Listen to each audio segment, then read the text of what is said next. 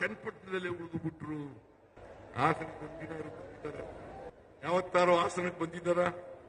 ಏನ್ ದೇವೇಗೌಡ, ಕುಮಾರಸ್ವಾಮಿ, ನಿಖಿಲ್ ಕುಮಾರಸ್ವಾಮಿ ಎಲ್ಲ ಕಣ್ಣೀರು ಹಾಕಿದ್ದೇ. ಇಲ್ಲಿ ಪಾಪ ಹಾಸನ ಜನ ಕಣ್ಣೀರಲ್ಲಿ ಕೈ ತೊಳಿತಾ ಇದ್ದಾರೆ.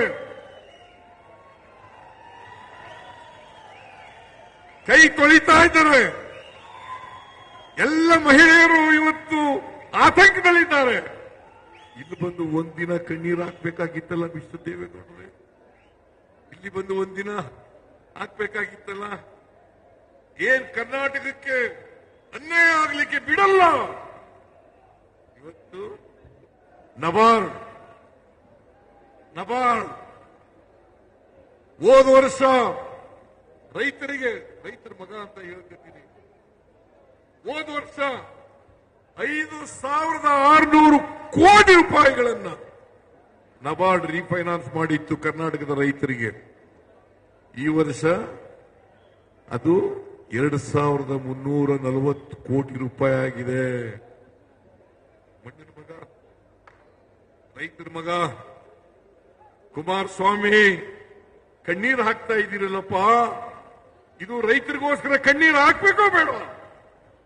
ರೈತರಿಗೋಸ್ಕರ ಕಣ್ಣೀರು ಹಾಕ್ಬೇಕೋ ಬೇಡ? ಒಂದು ದಿನ ಕಣ್ಣೀರು ಹಾಕ್ತಿಲ್ಲ, ಒಂದಿನ ಕೇಳಲಿಲ್ಲ, ಪಾರ್ಲಿಮೆಂಟ್ ನಲ್ಲಿ ಮಾತಾಡಲಿಲ್ಲ.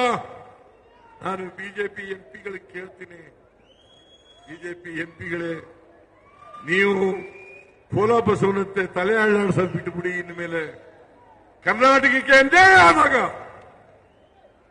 ಅನ್ಯಾಯ ಆಗ್ತಾ ಇದೆ ಬಿಜೆಪಿ ಸರ್ಕಾರದಿಂದ ಅಂತೇಳಿ ಎದ್ದು ನಿಲ್ತಕ್ಕಂಥ ಕೆಲಸವನ್ನು ನೀವು ಮಾಡಬೇಕಾಗ್ತದೆ.